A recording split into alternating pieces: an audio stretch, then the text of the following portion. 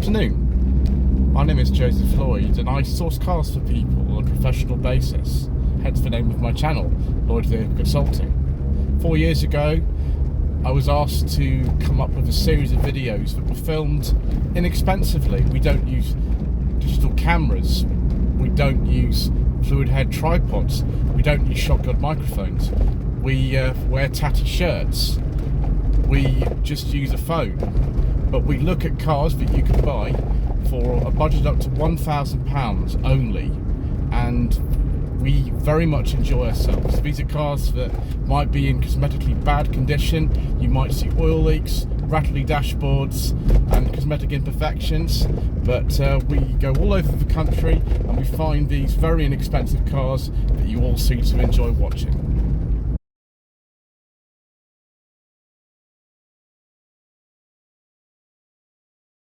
Well, viewers, we're on a windy hilltop near Huddersfield, which means more Honda action.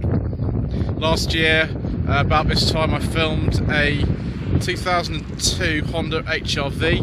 The same owner has offered me this one. A gentleman by the name of Brian, who actually used to sell Hondas in the mid-2000s, and this is his latest one. It's a 2005 Honda Accord CL9 2.4 executive manual. Ruby red is the name of this colour. It's actually got the upgraded alloy wheels. They were an option on the Accords at the time, but they weren't standard on this specification. They make the ride a little bit firmer than usual, but they do look nice. On the 70s that have been fitted actually are non-standard. I don't know why on earth you didn't get them on the executive trim, but there we go. I think this is actually a quite nice looking car. The engineering that went into these was quite considerable. So Brian's got his personal plate on here. If you wanted more boot space, you could go for the Tourer version as well. But this looks big enough. The spoiler, I think, is actually standard for some reason. So pop the boot using Kiva. Well, it comes already. I love the level of equipment on this executive trim. I think it's fantastic. So yeah, 459 litre boot.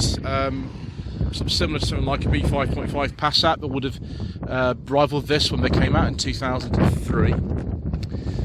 So we lift this up. Oh, we've got a spare as well.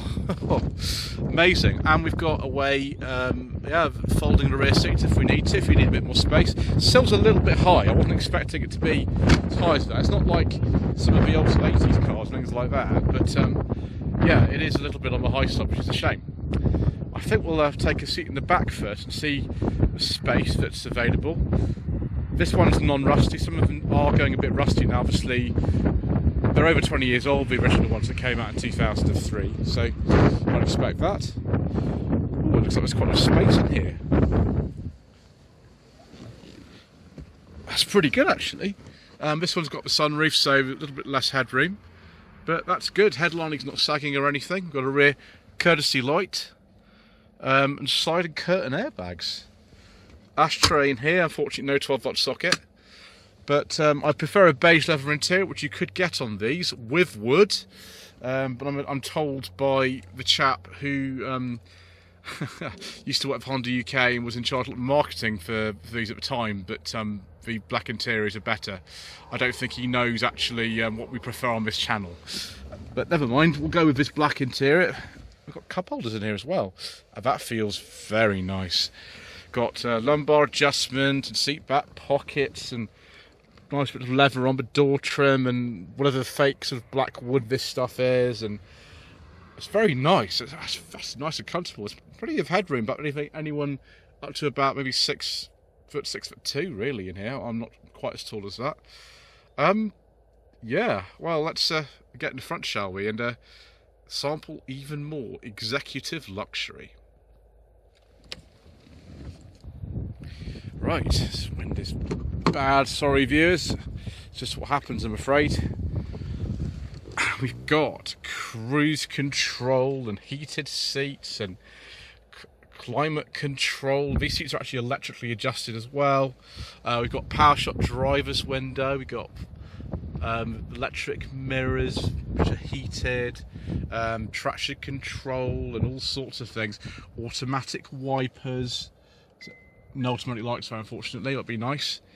Put the key in, normal key and a normal handbrake with a 6-speed manual. I'm sure a lot of you will appreciate things like that. There we go. It's got lots of diagnostic things on there. It's probably beeping at me because the door's open. No, it's stopped.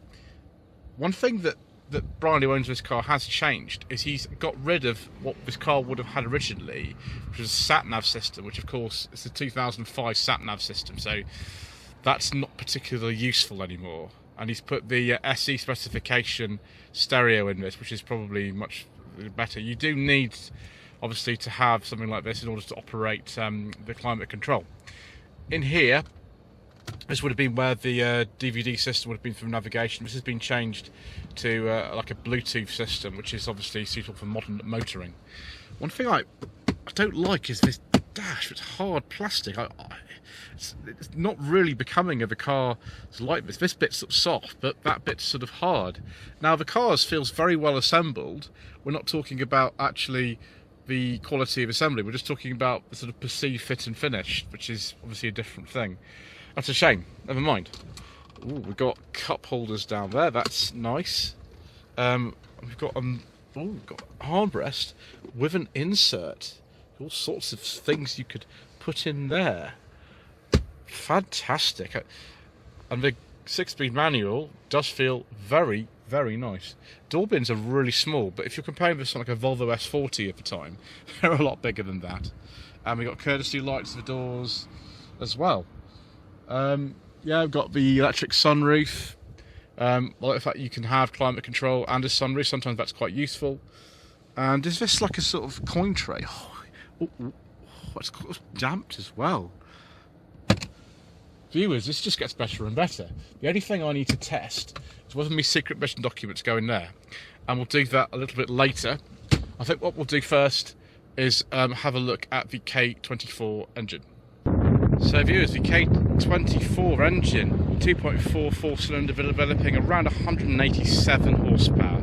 It's actually a chain-driven engine, this, and it is related to the K20 engine that some of these came with, although the one in the EP3 Type R was also a K20. That was a lot more powerful. The 2-litre in this one only generated 152 horsepower, unless you're going for some of the non-UK spec cars. Which doesn't look too bad in here. It's quite cramped. It's obviously a more modern car with this, but you shouldn't have to do too much. These actually, the front suspension, apparently the front suspension ball joints, which Honda later admitted were actually an issue with these. Right, let's get out of this wind, viewers, and I suppose go for a little spin.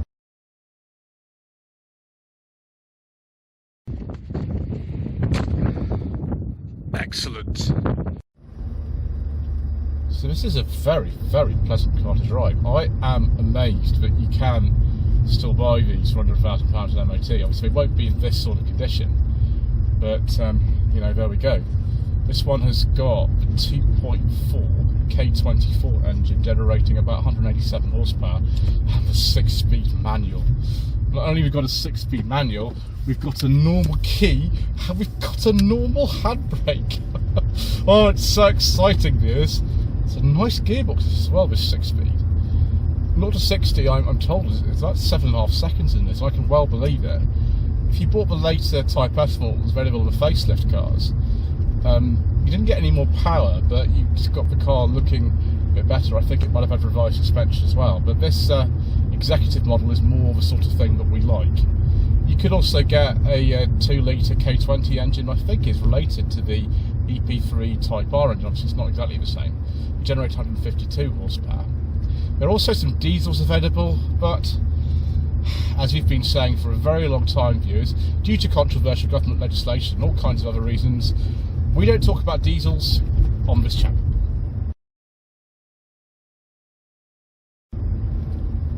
So this car has actually got the optional 17-inch wheels on it. It would have come with 16-inch wheels, and those, I think, would have got the best of fuel economy in tests. Apparently the 2-litre petrol is quite economical, so that's you know, going to be fine for most people. To be honest, I'd probably cope fine with the 2-litre, but this 2.4 is even better. We won't be quite sort of reaching these screaming heights of VTEC because that's not really the way that I drive, but I appreciate that anyway. So yeah, it does feel a little bit firm on these 17-inch wheels, which are actually original sort of upgrade on this.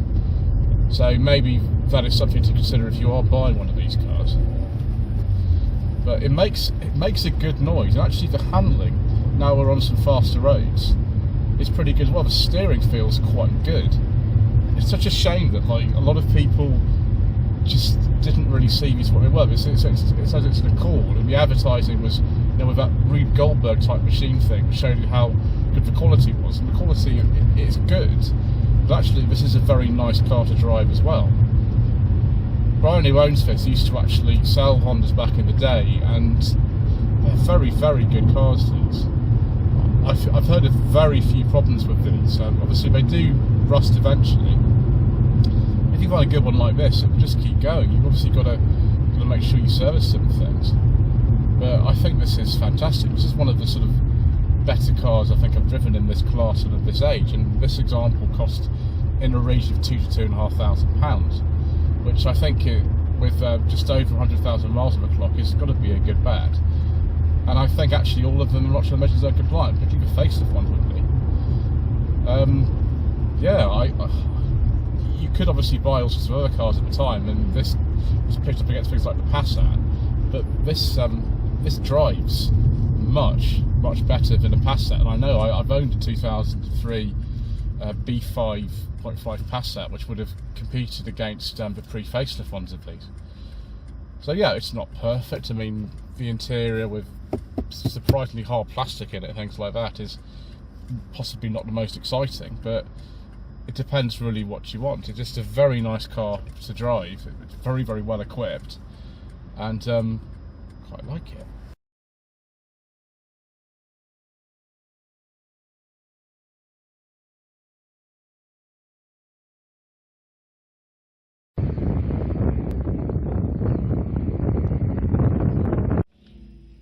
It's worth mentioning that with the facelifted ones of these that came in late 2005, early 2006, you could actually get blind spot monitoring with them and all kinds of other systems, which is nice.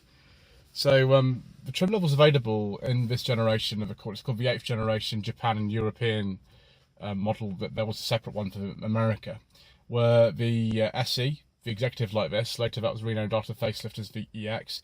There was a Sport as well, which later was renamed to the Type S. And there was a Sport GT, but that was only available with engines that we do not discuss on this channel. So yeah, we mentioned the front suspension ball joints. You've got to watch for rust on these. But apart from that, they're actually quite dependable cars. This dates from an era of Honda where they tended to build cars really, really well. And this one, at sort of approaching 20 years old, feels really tight, and sort of thing I'd buy for myself if I didn't already have a nice Volvo.